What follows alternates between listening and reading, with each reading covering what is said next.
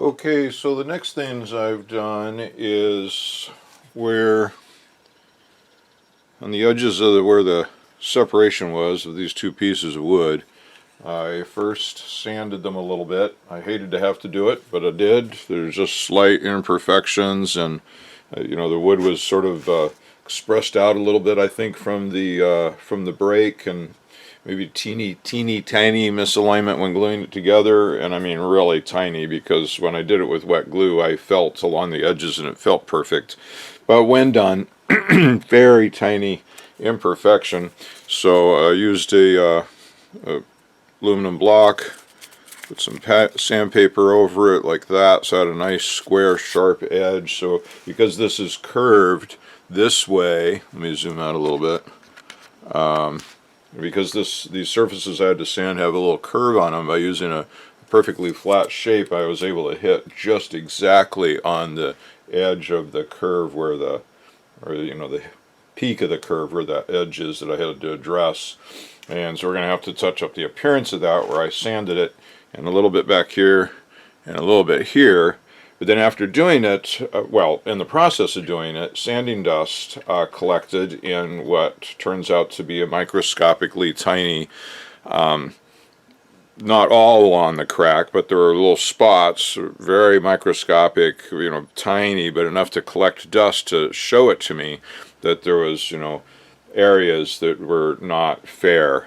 And we can't just sand this down. So what I've done is I've mixed up some laminating resin with a small amount of walnut dust to give it a little bit of thickness and a little bit of color, not too much, and I applied it along each edge of the break, and then wiped my finger along the edge to create a little hill right where the edge of the crack is. And once this is cured, we're going to have to sand all this off, and it risks the appearance even further, but it's a balance of trying to fix some appearance issues and not create new ones that are too big, and we'll just see what we end up with.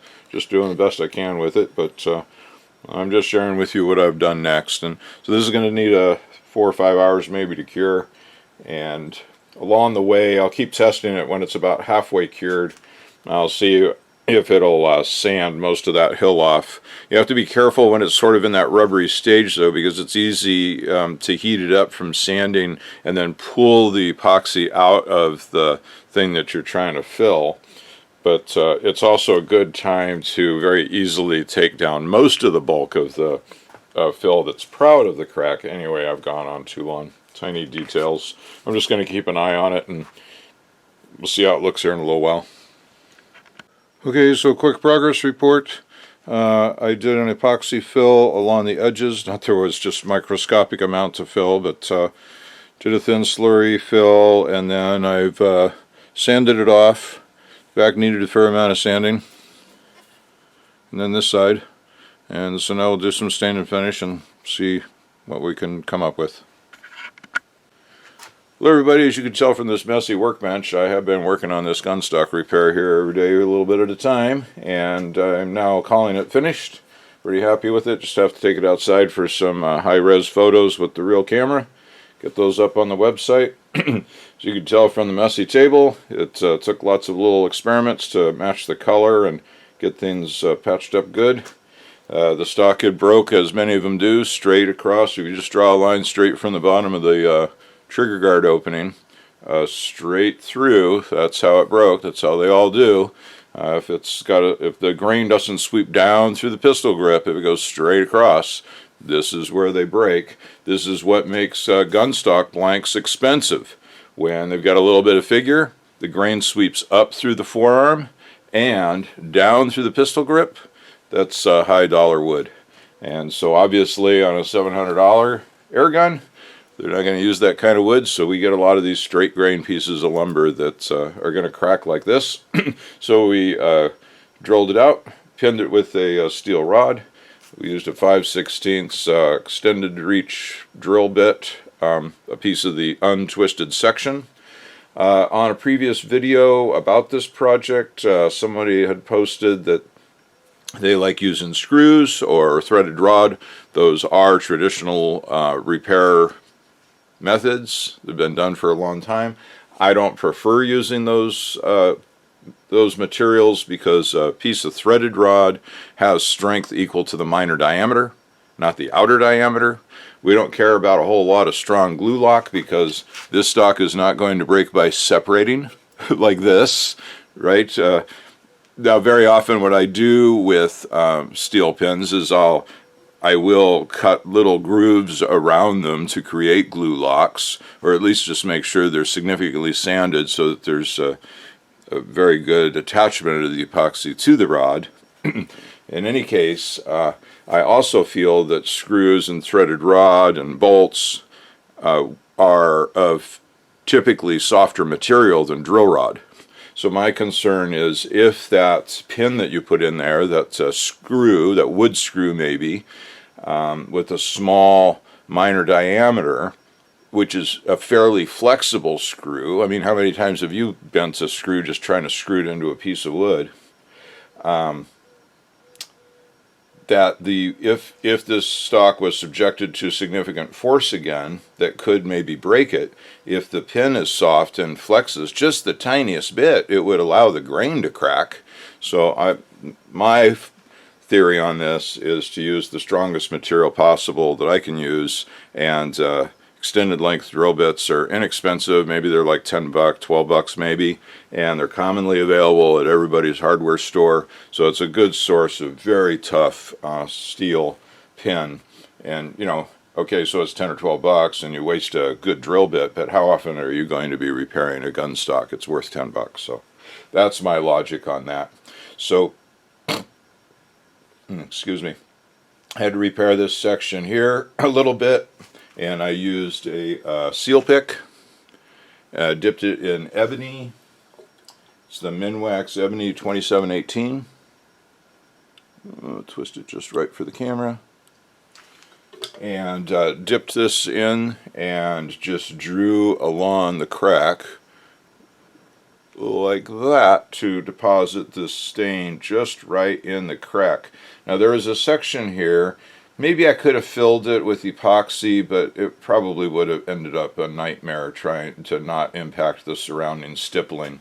So what I chose to do here, where there was quite a bit of white wood, well, quite a bit, I mean it's pretty tiny, but there was a little section here that just kept soaking up the stain and still looking white.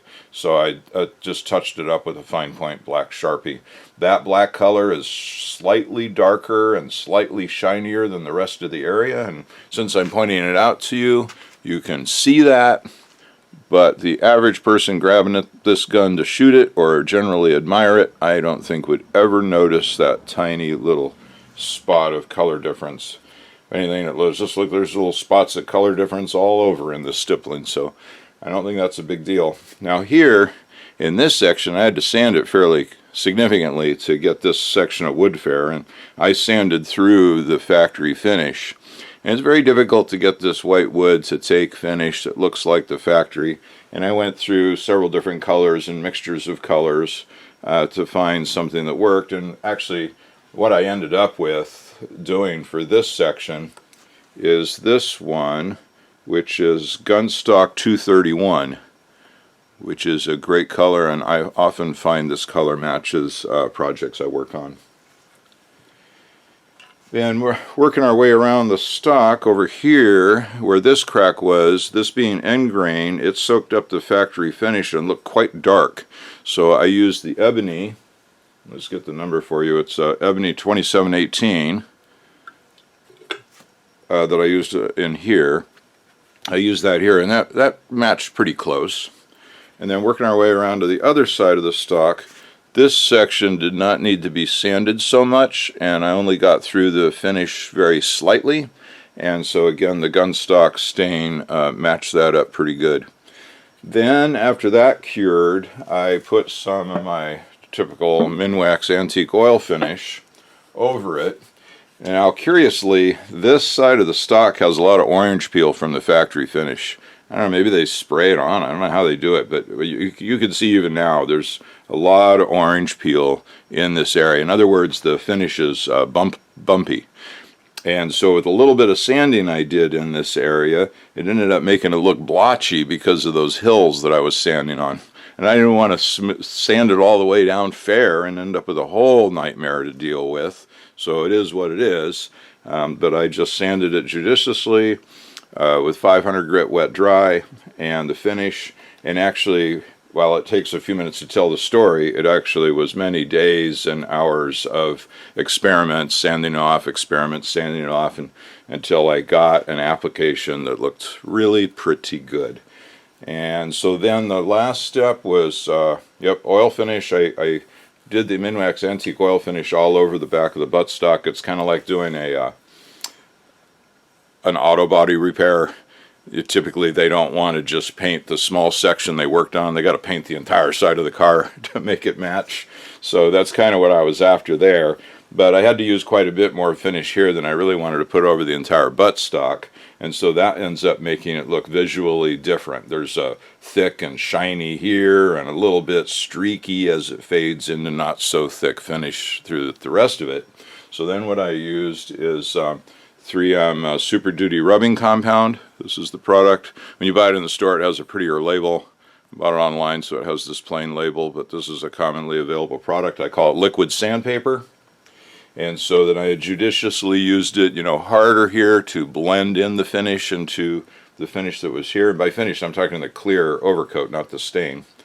And then all over around in here just to smooth it out and make it look good. And then the final thing was Carnauba wax, which helps, make it look good. I used a nylon brush to clean up the stippling with water. Oh, and then on the bottom of the stock there were two. They must have been pre-existing. I did put this in the milling machine once, but I just double checked here a little bit ago, and there's no way that the milling machine table would have hit in these two spots, so they must have been pre-existing. There are two little teeny tiny dents. Here's one and there's the other one, and so I steamed those out. I just hold on to a piece of aluminum over the propane torch, use a piece of wet paper towel, steam it, and if it was walnut I would have gone ahead and sanded it fair and touched it up with some finish, but I don't want to do anything more with it. I just spotted that, so I just improved it a little bit. They're not perfect, but they're really tiny. So that's it. I'm going to take it outside, get some pictures, put it up on my website, McEwenGunstocks.com, and I'll parallel it over at AirGunstocks.com, depending upon which one of my websites you guys are looking at.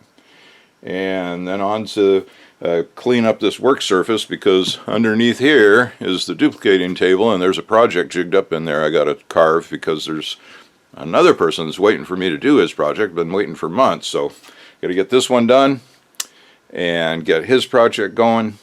And I'll keep you all posted, take you along for the ride. Now the weather's nicer, the shop is workable. I got to hurry up and get as much done as I can before the heat of summer kicks in and I can't work out here again.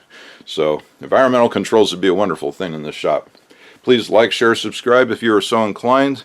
If you are waiting for a project from me, click the bell icon and you will get notified by email when I post on what is most likely to be the previous guy's project. And I'm sorry I'm making a couple of you guys wait so long, but I'm working every day in the shop again and moving forward. So thanks for watching, everybody. Bye.